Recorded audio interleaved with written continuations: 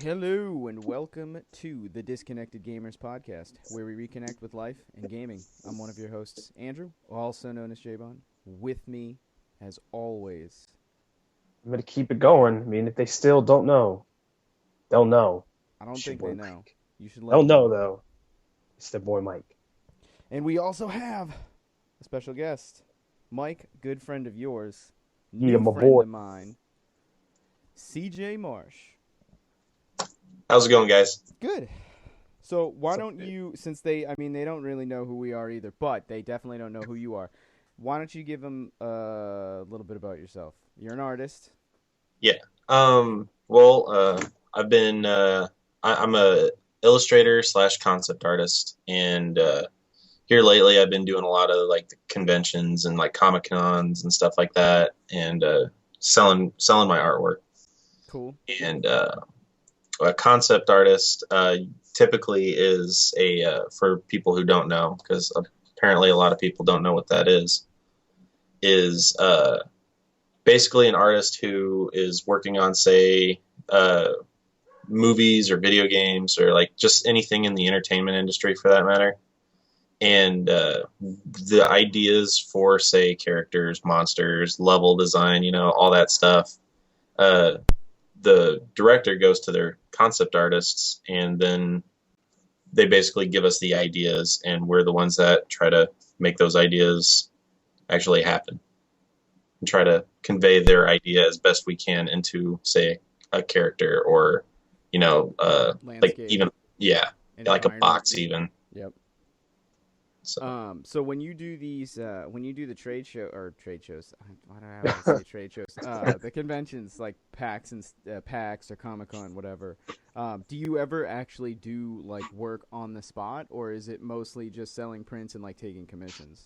I do a lot of work on the spot where I'll take I call them same day commissions, Mm-hmm.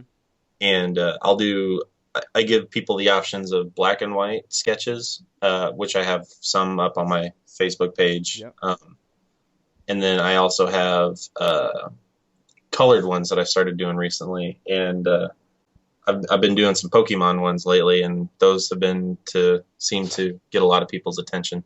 Yeah, I saw the black and white Kylo Ren Monopoly. That's pretty good. BB-8. And I mean, Yeah. obviously, yeah, the Pokemon ones are pretty badass. That Charizard, though. Oh, it He's hurts. so jacked. No Squirtle, though. Squirtle's my boy. I did the starters. You did the starters. Yeah, I know. You did Blastoise. Yeah. Mhm. Oh no. I'm Venusaur. planning on doing all 151. See, I had a similar idea of doing because I'm a graphic designer, though I don't really practice because it's just meh.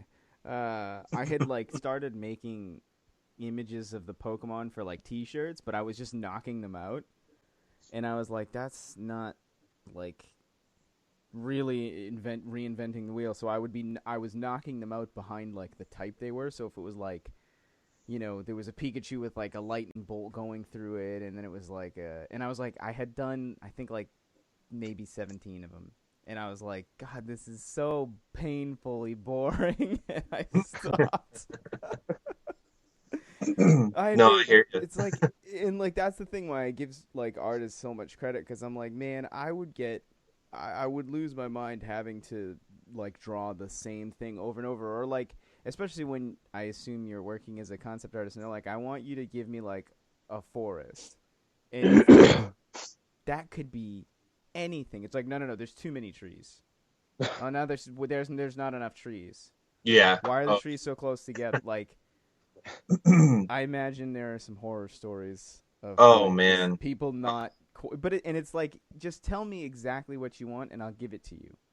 Yeah, exactly. It's what I tell every client. I say the best description you can give, no matter how detailed or how long or how over the top descriptive you think it is, that's good. Like I want that because I can get more into their mindset for what they're wanting.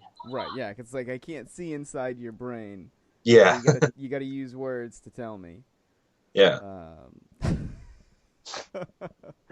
Well, so we'll start with your topic, and feel free to fire when ready. Okay. Just kind of just talk about what concept art is, or Sure. Now, so okay. do you do when you take concept art like requests, do you have like a network that you kind of like I is there like a LinkedIn for concept artists, or is it just kind of Um, people discover you and then right now I'm kind of early in my career with it, so like lately it's been just word of mouth or mhm. like just meeting people and say I bump into someone at a convention, Right, the business card you know, shuffle? yeah, Hmm. and just like, oh, hi, nice to meet you. Here's my portfolio, blah blah blah, But like for the most part, you got to apply for like the big studio positions, and those are so damn cutthroat to get into, which I'm still trying. Hmm. So like, hopefully that I'll get a bite soon. Right. But the big industry jobs, those are like the holy grails of concept art jobs that they go so fast, and the moment they get on the market, like every concept artist who has ever heard of that game studio is just like, yes, I don't care if I live across the world, I'll travel. It's Right. like, because the beauty about our job is, especially in this day and age, is we can work from home. Yeah, and And you can work Yeah, almost from anywhere. Like anywhere. literally, oh, you need a relatively powerful computer, a mhm. tablet, and like a desk, and like a sketchbook, so you can like do rough drafts. Oh yeah, and an internet connection. That's all Right, you. and an internet connection. Yeah, no, it's pretty fun though. Like it's one of the few industries that I've experienced where you have to constantly push yourself to like evolve and get better, which you don't which I've kind of, as I've been doing the convention scene, I've noticed a lot of artists that go there, um they have, say you have a print that of a painting they did like 3 years ago, Yep. and then they have a print that they did just a few weeks ago. A lot of those artists, it looks the same level of work. Mm-hmm. And a lot of concept artists, at least in my experience that I've met, you can see 3 years ago versus 3 weeks ago. The Like, evolution of the work. oh yeah, because we're always constantly trying to push ourselves to, do better and make ourselves more, sellable and marketable. Like we want our work to, be picked up. Like we want to, say if Blizzard contacted me or something, and if I was giving them the level of, say, you know, um, say I was giving them Dark Souls looking artwork, like it's cool, but it's still not Blizzard's look. Right. Right. So, and Yeah, I it's mean like, that's the thing too, right? Does that happen? Sorry, I'm oh, like not trying to cut you off, like, but I mean, I should probably explain what I mean. Like, does that happen? Does what happen? Like when you want to apply for a company or you try to, and they like just straight up say like you don't have the aesthetic that we You don't need. fit. Where like Yeah. unfortunately it forces you to typecast yourself into like a style. somewhat. What tends to happen sometimes is, say for example, I did like bring Dark Souls level of artwork. Like it's great, and that is a huge like that is very very well done artwork, and I love all that work. Right. But like say you go to Blizzard and you give them your portfolio and all you got is the Dark Souls stuff. What they'll do is a lot of the times they'll give you what is called an art test, and they'll say like they'll give you like a small freelance commission or something. Sometimes they're paid for the most part. You'll get the odd one here and there that isn't paid, which sucks, uh, but it's something that you can do within a few minutes, Mm-hmm. which is like a very simple, rough character or like a bust of a character. It'd be like, hey, we love your stuff, but can you do our style? They'll say like, here, draw an orc in our style and send it to us, and if it fits, then yeah, we'll hire you. Mm. So it's like But it's like an interview, but it's more like an art view. Yeah. artist interviews. Yeah. Well, Yeah. it's because it's weird too, right? Because like even in I'm thinking like even from like a game dev perspective of like a coder, like I wonder if they're ever like, hey, code like some function, and we want to see how you code it, and like the way that people structure their code could be the same way of like a fingerprint for like Oh how man. your art style is. Oh I don't yeah. know anything No. about coding, but No, it's super complicated, like, and like especially like with concept artists, you have to know what is doable, like program wise. Like say, like, because what happens is it goes, the game developer will give you the idea to the concept artists. Concept artists then create the 2D, sometimes 3D characters. Then they move it over to the 3D modeler who sculpts it into what's going to be the playable character in the game, and then that moves over to the animator. Now, when it moves over to the 3D modeler and the animator, you have to take into account when you're designing a character, can they model this? And can this be animated? Like, say, if you did like Sonic the Hedgehog, but he was actually like a literal hedgehog with all them spikes and everything, like that's something you got to take into account. Can they model each individual spike? And is that within the budget of the game for right. them to do that? Oh, what they're Because actually.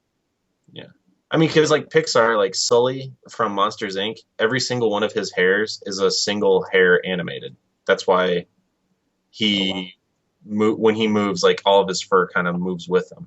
Mm-hmm. But not every game studio has, say, the Pixar budget where they can do like, hey, we're gonna do a Monsters Inc. game, and we need you to animate every single hair on Sully, just like the movie.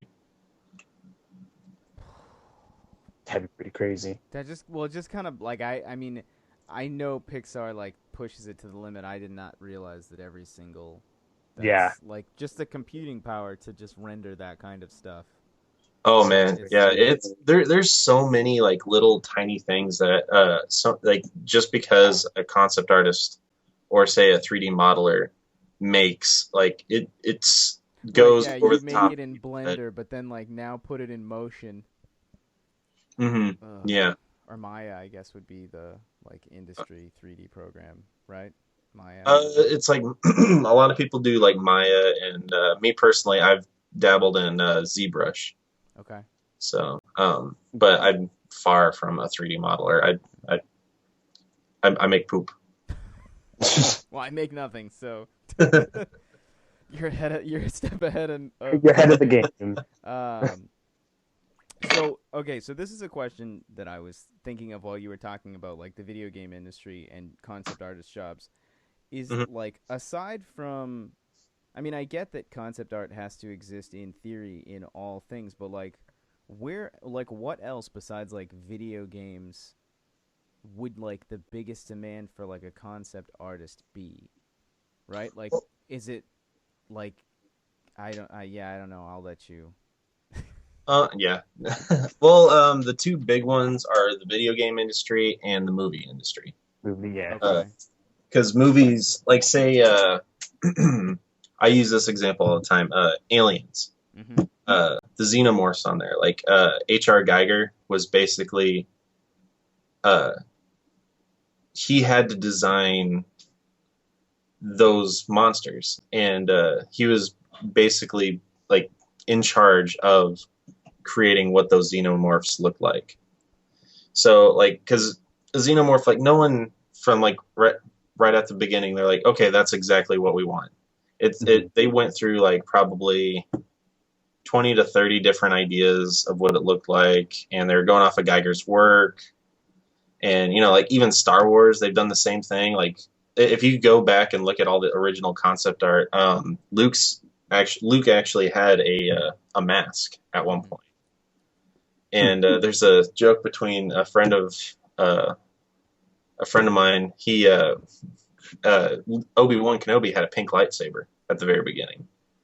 So when we'll do a joke, like if we're drawing something and it doesn't look quite right, or like it's changed drastically from what our concept was, we just say pink lightsaber.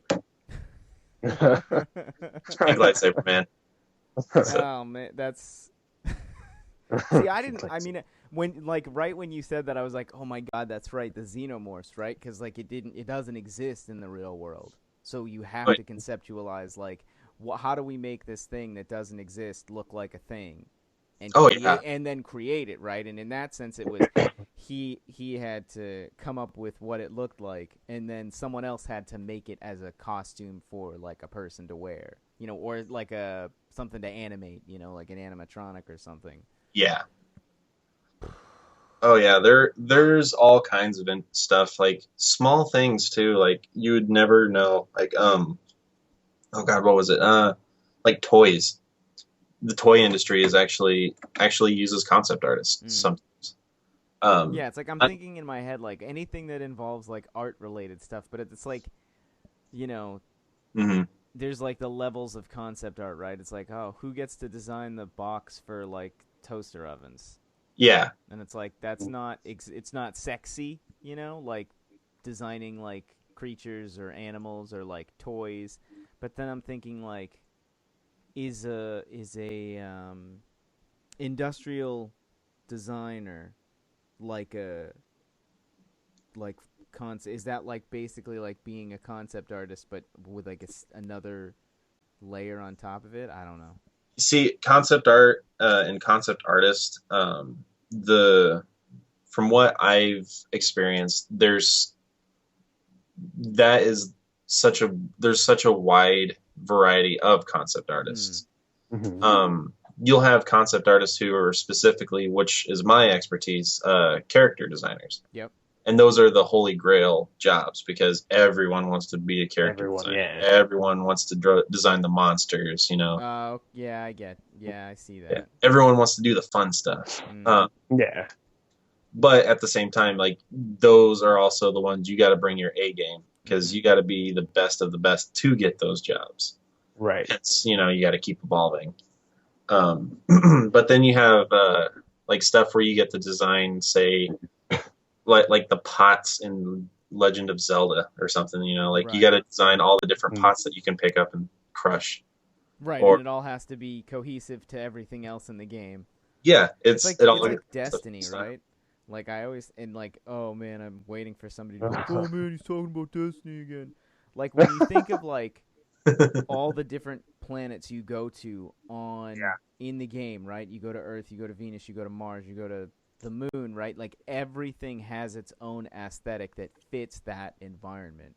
Oh, Mhm. And exactly. it's like that means either they had like, well, I assume they probably had a team for each one, or you have like a group of really talented people because they have to not accidentally bring something from like Mars into Mhm. the moon because they are two completely different areas, and it's like you have to work on what you know of like Mars as a desert, so assume everything's desert like, and like the moon is, the moon, right? And Oh, even and like the enemies, right? Same kind of thing. Ugh. oh yeah. No, My exactly. head's kind of spinning a little thinking about this. It's a Oh, lot of I know stuff. it's a lot of stuff. Like when I first understood it, like when you next time you go play any video game, like just think of everything in there had to be created by a concept artist at some point. Like Mhm. we all had to draw that. Like there, I mean, not like every single little rock or anything, but Right, right, right. um, but no, like the best example that I always like, I was talking to a friend of mine, and we were saying that environment artists often get probably, I think, the shortest end of the stick because think of Fable. You know the demon doors. Every time you open the door, you run in, you grab the chest, and then you leave. I didn't play Fable. Oh, oh, okay. And then let's think. Just any RPG or anything where, Okay, like, you. How about say, Zelda? Is there a way you could reference this for Zelda? I've played quite a okay, bit of Zelda. okay. Let me think here. It's been a while since I've Yeah, played. I wasn't an Xbox person, so I didn't. That's why I never played Fable. No, you're Fair good. enough. Okay. Say you enter like one of the hallways for say one of the temples, Okay. like the very front of the temple. There's like pillars or something, there's all different things, around, but you're just like, oh shit, okay, here's a chest. You run straight to the chest. Mm-hmm. The environment designer who did that spent probably hours upon hours designing the way that level is supposed to look, and for people to spend all but 2 seconds in there to grab the chest and then leave. Right. I see what you So mean. every time you see, like, say, these elaborate, areas, it's like all super designed really well. And it's like, oh, chest, boom, you just go get the loot and then you just bail. Right, Right. yeah, and you Like, don't focus on the time and the effort that somebody else. No, I've been It's like getting better about things like that. I mean, and it's one of those things too because I'm fascinated with how things work. Like, because I originally went to school for mechanical engineering, and then turns out that I can't do math, so didn't work out. But like, I'm fascinated with how things come together. So like the back end of like creating games, and then when you start looking at stuff. And seeing like how it's put together, or like the attention to detail on certain things. But what was funny was yesterday I was playing Tomb Raider on Xbox, and as I'm like playing the game, I was narrating the events before they happened, and so I was like, okay, I guarantee you that I'm gonna cross this threshold. I was like, and it's gonna cue a cutscene. I was like, and I'm gonna have to fight a wave of enemies. I'm like, because I see explosive barrels carefully planted in several areas. I was like, in places for me to duck behind. And literally the second I walked in, it cues a cutscene and it started a wave battle. And I was like, see, this is one of those things. If you spend enough time looking at your environment and looking at the game, you can kind of figure out what's about to happen. It's like oh, long, yeah. dark hallway, probably an enemy at the end of it. Oh yeah, as soon as they start giving you health items, boss. Yeah, exactly. Like, whoa, all of a sudden the game's giving me tons of ammo and health. Yep, The time to save. Resident Evil giveaway. Yeah. Yeah, Resident Evil's like a fantastic game because I love the environments, I love all the stuff, but I can't play those games. No, too jumpy. Yeah, I don't like jumps. Like even Mike and I, we played what was that? Resident Evil 5 or 6? Both. We played Okay. both. Mike's literally like, okay, when you walk in, because like there's parts where your characters get separated, and I'm just like, Mike, what do I do? And Mike's like, all right, you're gonna go forward, but there's a thing that's gonna jump out on your left, and it's gonna jump out like right before the block with the thing on it, and I'll be like, okay, block, but oh my god, like Yeah, I don't. it's- He'll He'll like get he 'em. told me exactly where everything was. Nope, you just still get can't do it. Yeah. No, see, I'm the weird one where I have jump moments on games that shouldn't have jump moments. Like Skyrim. I'm playing Skyrim and I'm just, going on my merry way, and then all of a sudden I have a bandit, slashing at my back, and I jump because I don't know that's happening. I'm like, where the hell's Right. going on? And then there's a guy in my face just swinging his axe. that happens to me too. And then, I go and play Fear, and a buddy of mine thought it was going to be funny to just me play Fear and not tell me anything. Is Fear like Outlast or anything like that? What's Fear? It's kind of like a shooter horror game. Yeah, like a psychological Like shooter Yeah. horror Dead Space, type maybe? thing. Kind of. Kinda. Ish. Yeah. Yeah. Ish. Yeah, it's close. It's Okay. it's a real close comparison. Yeah, because Dead Space, I'm thinking, is like, besides like Dead Space and Resident Evil, those would be like the two. Oh yeah. That's like it. Those are like my two games that I've played that are scary, and that's it. Oh no. Fear. There's this part where you start like your guy starts kind of freaking out, and you're seeing like visions and stuff, and you can't tell like what's real or not. Okay. Yeah. And there's a Yep. scene where you end up in like this hospital hallway, and you're just like walking, and then the floor starts to fill up with blood, and then you're like kind of sloshing through it, and you're trying to get to this door at the end of the hallway, because you're hearing I think it's like baby cries, or you're hearing something happening. Mm-hmm. And you get to the door. Right as you get to the door, you peek in, you see the doctor kind of hunched over, I think like a lady or something, and you turn around, and then a skeleton pops out of the blood and it attacks you, and then it cuts you right back to where you were in the game. And Nope. yeah, it was funny because like my buddy, he knew what was coming. And as I'm sitting there playing, I'm just moseying on. I'm like, man, when am I gonna get my gun back? And I'm just walking, start sloshing. I get to the end, I turn around the skeleton, and my buddy, he jumps. I'm just sitting there, kind of stone cold face, and then just continue on and just start killing people. And he's just like, dude, how the hell did that not get you? I'm like, well, it's kind of leading up to it if you think about it. Like hallway, blood, something's gonna happen. That's gonna. There's all this. They're building up all this suspense. Yeah. There's no way that's not gonna happen. Yeah. Well, that's like when I played. I played Until Dawn at PAX Prime. And because I'm friends with the community manager at the time for XDevs, she was like, "Oh, we have 2 stations that we put a heart rate monitor on you, and we film you when you play." So they were like, "Who's most likely to get like scared?" And everyone in my group was like, "Him." And I was like, "Fucking Judas is selling me out." So whatever. So I go and I play. Everything in the game scared the crap out of me. I didn't have to stop. The game crashed, and then I didn't want to like go through the whole demo, which was kind of like saving grace, I suppose. Mm-hmm. But nope. Yeah, no. Me and scary games, no. That's why one of those things like I always wonder how like concept artists come up with like such dark like horror games in general. Like what place do you have to put like even like when you think like Rob Zombie in the movies he's made, right? Like where do you have to put yourself to come up with these ideas or to like conceptualize and visualize these things? Oh man, me personally, I enjoy creepy stuff. So like a lot of like I love like classic horror movies, and like I love all that kind of dark and grittiness. Yeah. But at the same time, some of these games and stuff, you need to kind of say you need to draw a corpse or something. You can guess the best to your ability what a corpse looks like. I mean, everyone in their thought, in their mindset, oh, I know how a corpse looks. But it's the places I've been to on the internet are some fucked up places. I'll just throw that out there. Yeah, no, I can imagine that. So no, there is a lot of dark corners.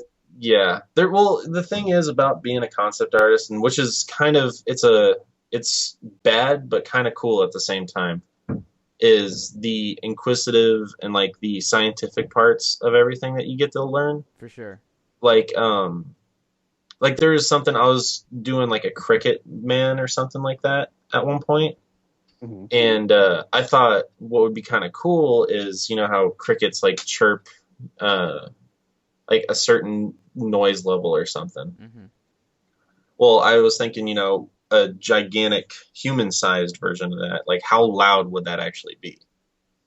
And, I was doing some research, and, it's like you find out these little things about, like, how high-pitched a cricket's chirp really is and how far off it would be to actually deafen somebody. And it's like, I don't remember off the top of my head, but it's only like a few decibels away from actually completely deafening somebody. That's so like a large human-sized cricket could easily just deafen everybody nearby. Yeah. Well, that's so that, and what this brings up, because we were we're going into the darker depths and stuff, right? This was something I always talked about when like I see different horror games being played, different whatever, scary.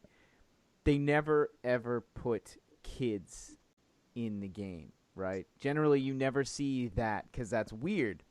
Right. And Dying Light is one of the first games that I can think of in recent history. Right? Like, even when you think like Grand Theft Auto, right? I don't recall there being kids that you can, like, run over with your car. Oh, no. Not at all. But like Dying Light, there were these younger zombie kids, and all they did was just scream when you got near them. and Oh, yep. literally you would go up and it would like be like hold X to quiet them. Well, quieting them was just strangling them to death, or you could just shoot them, you know. Mhm. And Yeah. I like remembered getting to the first kid in the game and being like, holy crap, they finally put a kid in the damn game. Like, how many games do we have to play where there's never children? And it's like, yeah, I get it. That then you go into the thing of like, oh well, if you're killing children in games, blah blah blah blah blah. Like, come Yeah. on. Like we have to, if you want the game to be realistic, then it has to be realistic. Like, So, yeah, you just can't go gotta half in. Yeah.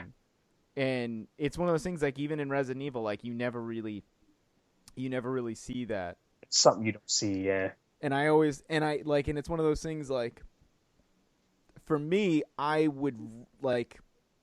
I'm not saying I would rather see it, Because you have to push down. but sometimes. that's the thing. You got to put the kids down. But like, my thing is like, what would the global reception be to that, right? Because when you think of like horror movies, you know, Mm-hmm. people get wrecked all the time. Like in The Walking Dead, kids died and stuff. So, Yeah.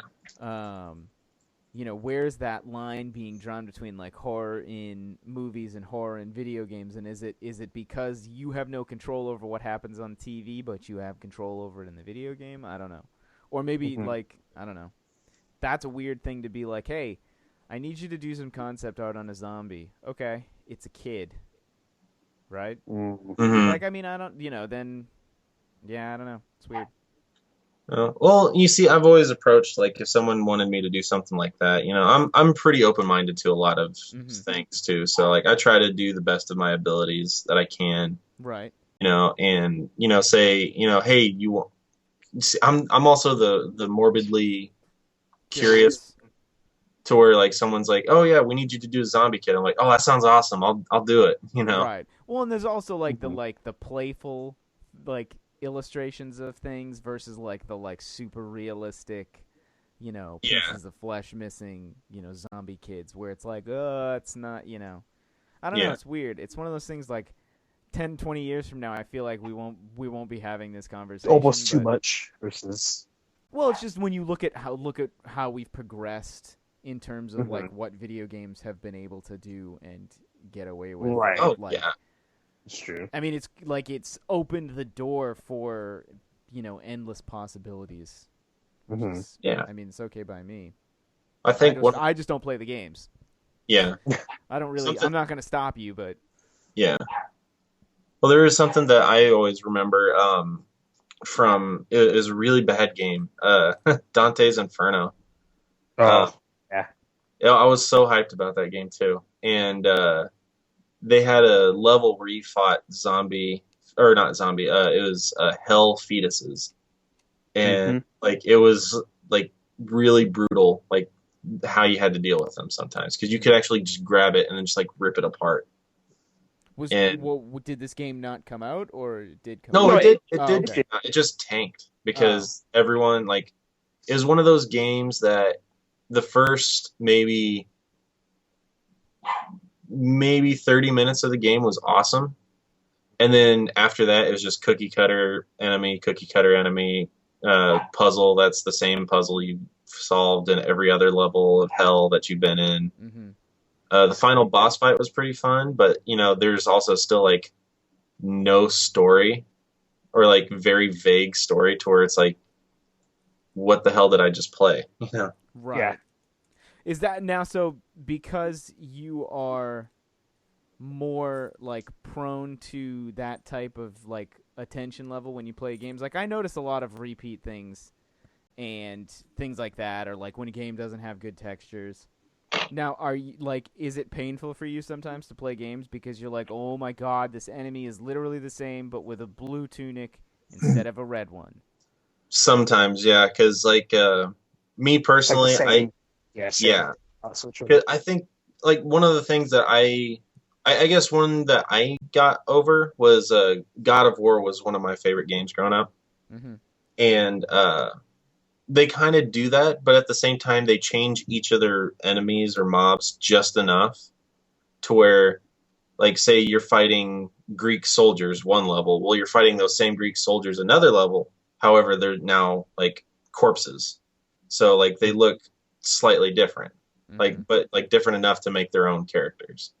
Right. And I've always enjoyed that small level attention to detail. Like when you're fighting, like say the endless mobs of hordes of zombies or something, then you go into the next level and then those zombies are now upgraded fast, feral zombies. And then you got your tanks or your big dudes that come in later. Right. You just progressively get harder and harder. Uh, but like just kind of reskins. I don't know. To me, I find it kind of. I know why game studios do it because it's cost effective, it's Right. cheap. It's cheaper. Right. Yeah. Yeah, than to design a full character. But in my opinion, I've always found it kind of lazy. Hmm. Yeah. What's your worst example of a game that like reskinned all its enemies basically the same? Oh man, definitely Dante's Inferno. Oh, okay. Yeah, because that one was it was so bad.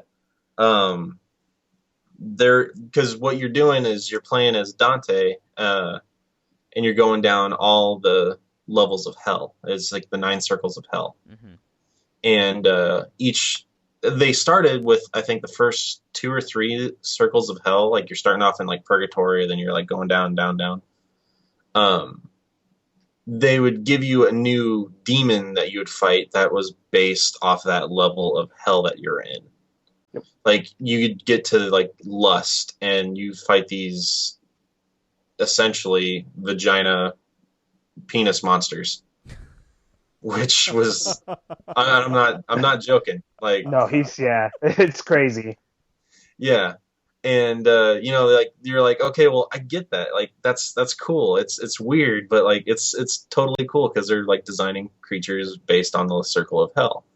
And you progress further, then you get to about where greed is. And that's when I think the game started going south because everything that they did was just totally skinned, but as gold.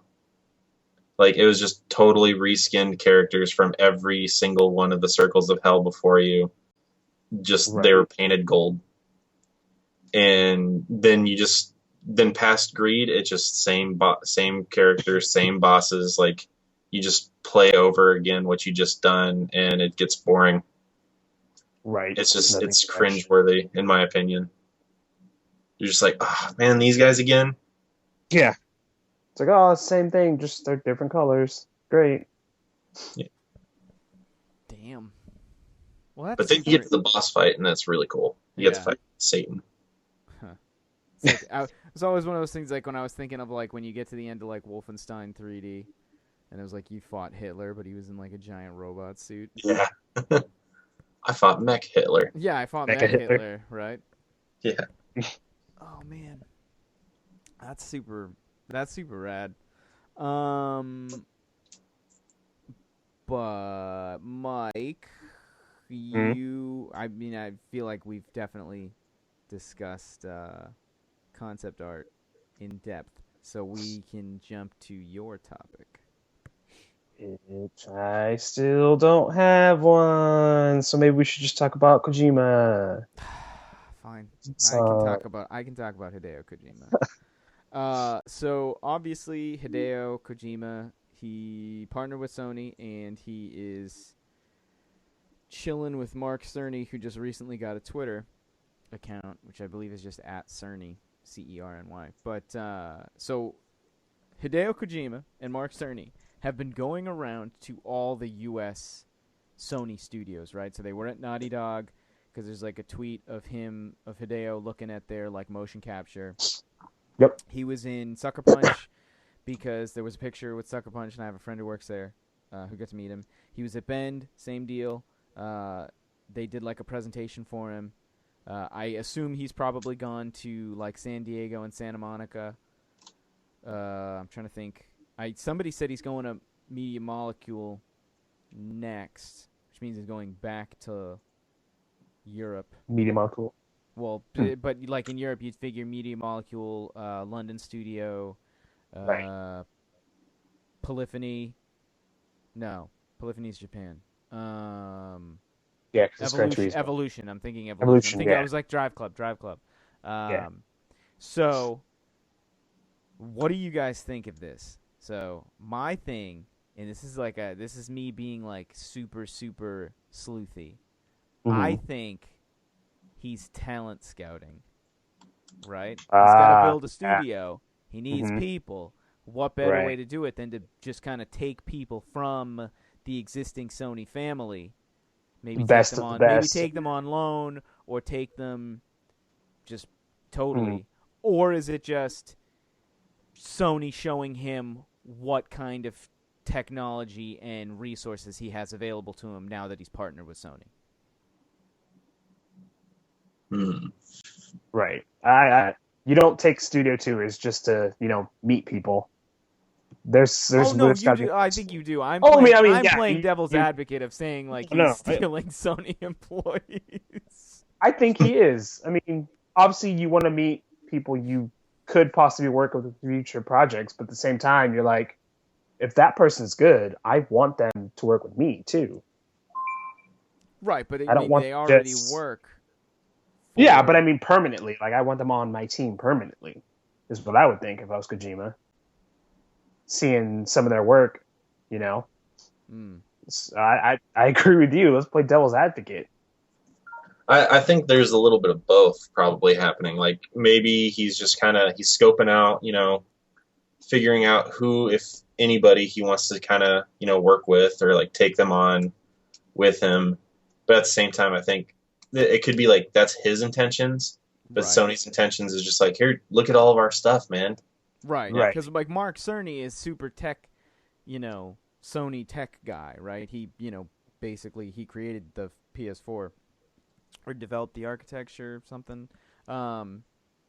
And I think the reality is probably CJ, you're probably right. He's probably Sony's probably just being like, hey, you're partnered with us. Let us show you the Sony family. We'll go take you to all of the worldwide studios and show you, what resources they have and what you will have access to, right? Because what better way to do that than to just show him the studios in production? Because in theory, now that he's, probably signed and partnered and stuff with them, like he would have access to what they're working on, right? So he's going to get to see crazy PlayStation VR stuff. He's now the only person that probably doesn't work at Ben Studios that knows what fucking game they're making.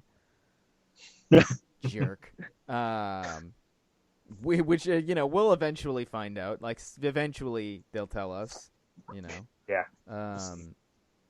But at the same time, like I have to assume, like, right, he's going to go to Media Molecule. They're going to show him Dreams. They're going to show him all that technology behind it because, Hideo's now probably in the planning phase of whatever game he really wants to make, right? And it's like Del Toro and him still talk. So there's still a chance for, I mean, it won't be some version of PT. Well, that's the thing, right? It won't be PT. It'll just be like horror title game. Yeah. Unannounced horror game. Not Silent Hills, Yeah, but Silent not Silent Hills. Loud mountains. Yeah.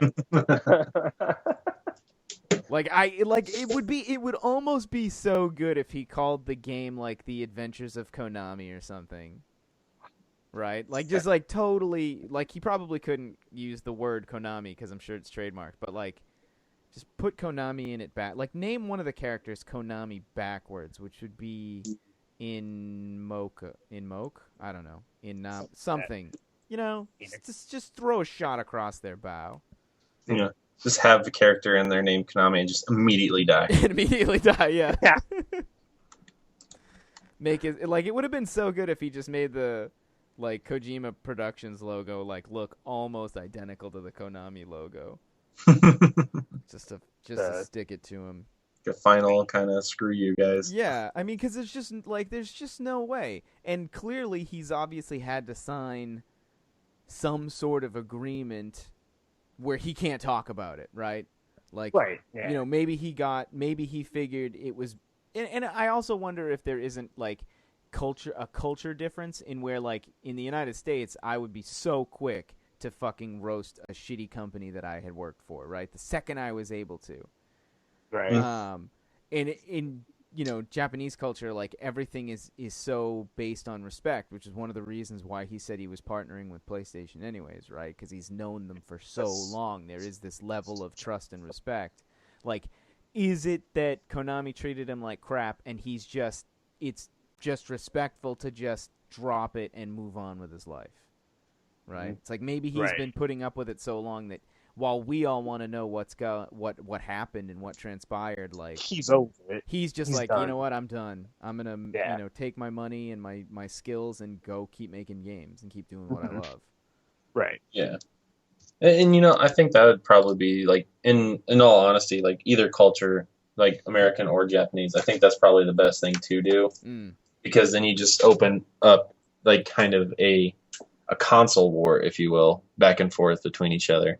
Yeah. Or not console war, like a war between, companies, and then you get like lawsuits and all that. Right, that's the thing. Like, would Konami go after him for defamation, or is somebody else gonna go after him because what he said about Konami made some companies leave, partnership agreement. It's like, it's one of those things like, how monetarily worth it is it to get involved in that kind of stuff? But I think it probably is more of a culture thing. Like in the United States, we're super Sue happy. We love to start shit. Yeah, we do like to start shit. I think it's just the way it's just America. It's just freedom. Back-to-back champions. Yeah, back-to-back World War champions. That's my thing. Like, so I just think it's interesting that he. Like, I think it's interesting that Mark Cerny got a Twitter, and they're also, going all over. Like, so this is on Hideo's Twitter. He tweeted this 6 hours ago on the way to, I have to assume he's in London. That's London. Mm-hmm. That's absolutely, because that looks like, that's all the cabs. So he's in London, so he's probably on his way to the studio. Yeah, I would say he's probably going to like Sony's London studio or Media Molecule, or maybe he's going to Media Molecule tomorrow because he's probably just chilling because today's Sunday. True. But it's just kind of really neat that to see him and like Mark Cerny going around and checking out all the different studios. Mm-hmm. What the one thing is that I'm actually really interested in is whether or not Hideo Kojima will also start making movies. Like, my guess is that he also has to... I figured he would. Well, that's the thing. Like, everything he does is so cinematic. Yeah, he's a huge cinephile. It's like, I wonder if he's not also being like, hey, can we do this? But, I mean, also, when you think of, like, what he has access to for motion capture...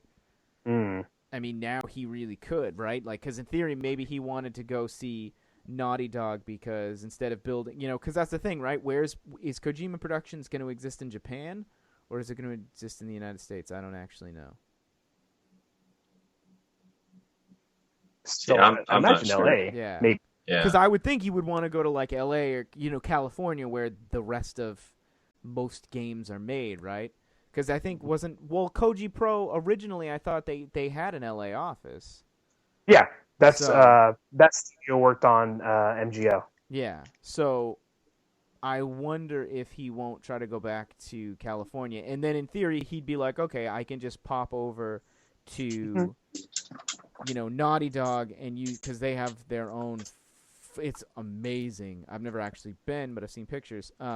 They have an amazing motion capture facility because they were using one somewhere else that was like for movies and stuff, and then they finally were like, we just need to build our own. This is it's cheaper if we just build our own. Right. And then I know that Sucker Punch was doing the same thing, right? And they finally were like, we need our own mocap, and so they built a mocap facility. And who that Bend Studios could have fucking perpetual energy machine and nobody would know. Bastards. I really hope Eric's not listening to this podcast because he's going to be pissed that I'm shitting on them all the time. But I'm just pissed that I want to know what this game is. Right? I want to be excited about it.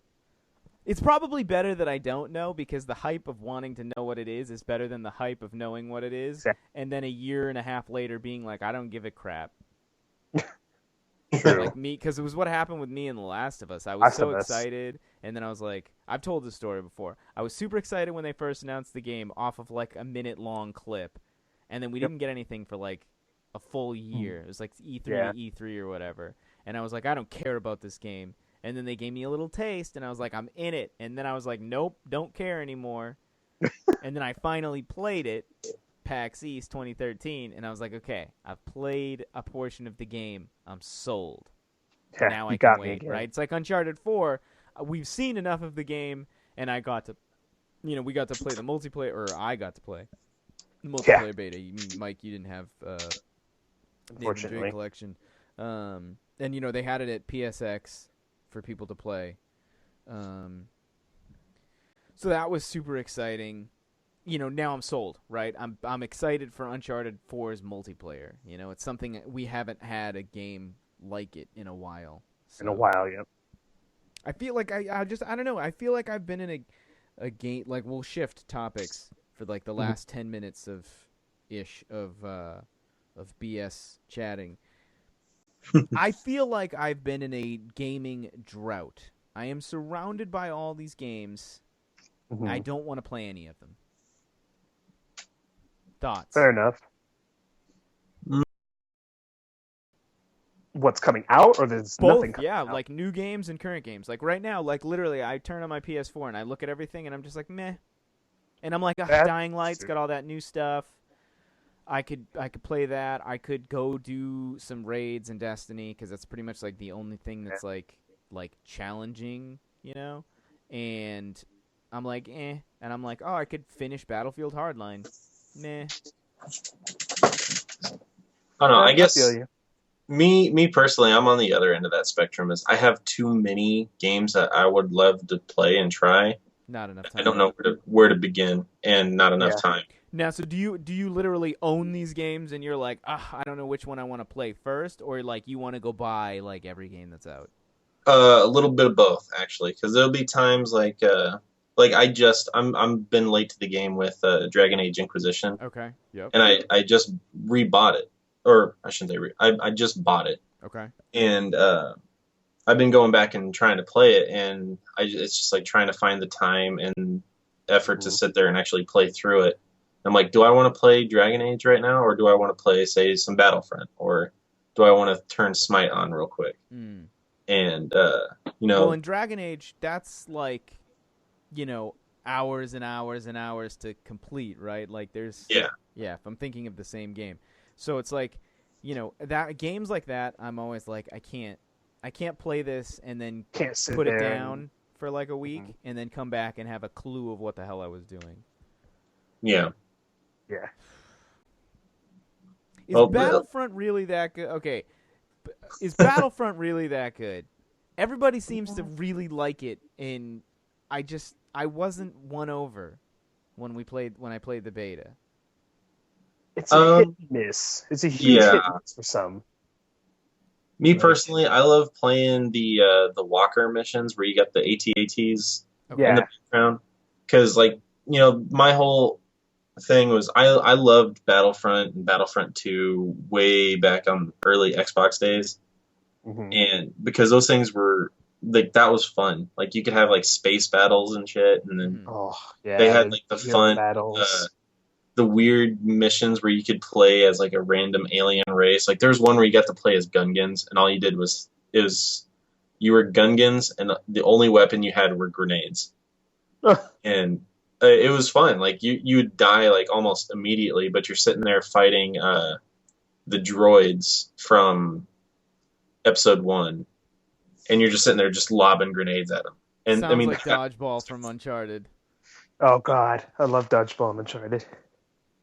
There was a game mode in Uncharted, one of the lab maps, where it was like you were in a square room and there was just like a wall on either side of you, like a glass wall, or I think it was a glass wall. It's like a volleyball. It almost resembles a volleyball court. Yeah, essentially. And then like there was and you grenades, lob grenades, and you could throw grenades over the walls at each other. Yeah, and that was the game. That sounds.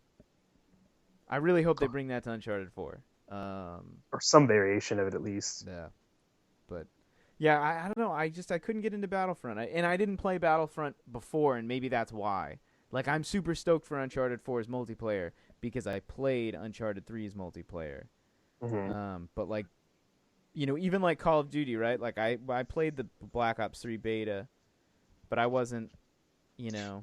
See, I've never been a big, like shooter or like say Call of Duty. Like Battlefront is kind of like one of the first where I'm kind of like, yeah, I can get behind this, and I can't explain it. Like it's one of those like it's like what Mike said. It's hit and miss. Like you'll play some maps and you're like, okay, this was kind of boring, or play same or some of the game types, and you're just like, okay, that one was slightly more fun. But like then you'll have like the one or two that you play and like, oh, that was fucking fun. Like queue up again. Yeah. Right. But I don't know. It's also more fun with friends too. Yeah, exactly. It's definitely a multiplayer with your buddies game. Mm. So okay? So my most exciting unreleased game right now, Rent it or something. I don't know. is Uncharted 4. Right, that's what I want. What do you guys want? What's your most current, as of like right now? What's the game you're waiting for? And you're excited. Street Fighter 5. Really? Street Fighter 5. I don't know. We've been playing a lot of fighting games recently, so I'm like super hyped for. You're gonna go to Capcom Cup and all that Capcom. nonsense. I'm like I insert generic fighting tournament that I have no idea what they're called. Or like Evo. Evo, that's the one I'm thinking of. God no, I'd lose in an instant. Dude, you should go. Who knows? You might surprise them. Wombo combo. Play with Dan. Who's Dan? He's like the worst Street Fighter character ever, but also the best. He's the guy who is like he's like a really really bad version of Ryu. Okay. Yeah. No Hadouken. Like he does Hadouken, but it's like it's like a few inches in front of him. Okay. Yeah, it doesn't fly anywhere. Yeah, it's just like Hadouken, and it's like right in front of him. Unless you're like right up on the guy, it doesn't hit anybody. Yeah, it's like a small ball too. Yeah, like a small little tiny wave. That's weird. Yeah. But no, yeah, Street Fighter 5 is my hype. CJ, what's your Mass Effect Andromeda? Oh, because Mass Effect Andromeda is continuing the story of where the last one left, or is it completely different? Well, from what I've read and here, the way I've kind of been going about it, I've been trying to stay in the dark about it as much as possible because a lot of things that irritate me with games and movies nowadays is the hype. Because people are like, oh man, this game was so good, and then you go to play it, and it's like, okay, that game sucked. Yeah. The hype was so damn. Like you're like, oh man, I'm so excited to play this game. It's gonna be the best thing ever. And then you're just like, eh. Yeah, you were hoping for like a Cedar Point roller coaster, but it turns out it was just Big Thunder Mountain. Yeah. Pile poop. From what I've heard, I think Mass Effect Andromeda, and this is just what little I've read, I think it's a continuation of basically it's during and after 3. Because I guess what it is Andromeda is basically you're playing a character who's going to be on this ship called Andromeda, which is basically the last. It's like a collection of all the races, and it's like going off into uncharted space or something like that, to where it's like kind of repopulate if the Reavers did win. But it's like they're kind of like progressing from there. Like they're the ones that are going to try and like carry on the races or like carry on the legacy of what happened to all the previous, like to come back and fight another day kind of thing. Right. It's like a sequel / rebirth, I guess. Yeah. Yeah. Because you're not playing Shepard. is what they've said. They've announced that for sure you're not playing Shepard. And like even the teaser right now that they released it's basically Commander Shepard's voice telling, good luck on your guys' mission. We're gonna stay here and fight. You guys, good, have fun out there. Yeah.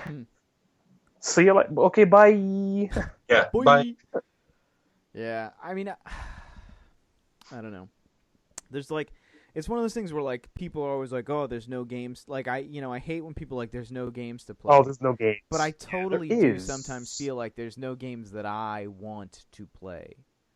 Oh yeah. And it's like, and I always wonder like, even if I'm, and I always get annoyed too because like I bought Grand Theft Auto 5 because at the time we were all playing it, and like I don't care to go play it anymore, right? So it's like, oh, well, I'm gonna buy this new game, play it for like a week, and then not, one because it's digital, I can't return it, but two, I don't return games anyways, and it's like my desire for making sure I get something out of games now puts me in such a weird position of, am I going to enjoy this? Mm-hmm. And it's like now I find myself playing more indie games than ever because it's like I can stomach like a $10 or a $15 purchase before I can stomach a $60 one, even on like a AAA game. Mm-hmm. It is what it is. It's interesting. It's a weird concept. But then it's like I don't know how people can like every single game that comes out or play every single game that comes out. I feel like I would get just burnt out. Right. But then I'll play Destiny for like hours and hours and hours. But I've been burnt out on that game for a while. It was kind of like I could play it and not think about it, and it was whatever. It occupied the time. I don't know. It's weird. No, I hear you. Fair enough. That's me. I could go on and on and on and on about that. But before we wrap it up, CJ, you have a Facebook page. Yes. Your Facebook page is Artwork of CJ Marsh. I'm gonna link it in the post. But I found it by just Googling Artwork of CJ Marsh for those of you listening. But if you're listening on iTunes, it'll be in the description. If you go to the website, it'll be in the description. You have a Tumblr, CJMRSH, CJ Marsh without the A, .tumblr.com. You can go check out his artwork there. Do you do the Twitter or the Instagram or the... Yeah, I got both. My Twitter is... just CJMRSH, okay, without the A. And then my Tumblr, sorry. My Instagram is, let me pull it up real quick. CJ Marsh without the A again, but 90 at the end of it. Okay. So feel free to direct your concept art questions, inquiries, tell him that his artwork looks pretty sweet. To him, because don't ask me, I can't answer them.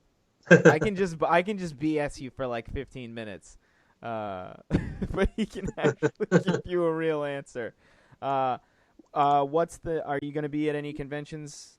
I got Wichita Esports is coming up here soon. Then I'm possibly going to StealthCon in Missouri, right? Cool. Do you ever make it out to PAX?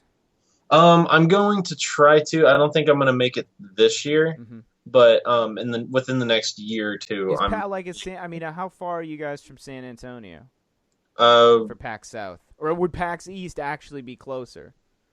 I think it'd be south would be closer. Yeah, San Antonio is definitely closer. Yeah, but I've been to San Antonio. Yeah, it's like an 8-hour drive. I think. Yeah. Or so. Yeah, 8 hour, yeah. Yeah. But no, I'm planning on within the next year or so, like this year I got a bunch of like smaller conventions planned, but I usually post up on my Facebook or any of my accounts that I'm gonna be at one or when I'm gonna be at one. I'm gonna hopefully get a list of which ones I'm gonna be attending for the year soon, and that will be posted up. But then I'm also planning on doing bigger ones next year for sure.